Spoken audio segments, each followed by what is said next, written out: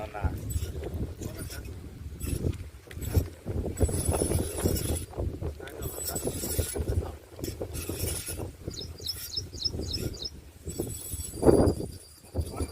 పోయిన అన్నా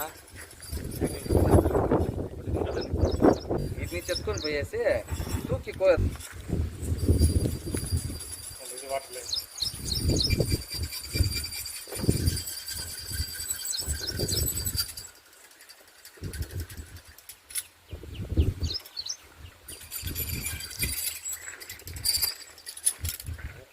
ಇದೆಲ್ಲ ನೀರು ಗ್ಯಾರಂಟಿ ಇರುತ್ತೆ ಸರ್. ಇದು 2 ಲೈನ್ ಇದೆ, 2 ಲೈನ್ ಚೆನ್ನಾಗಿದೆ.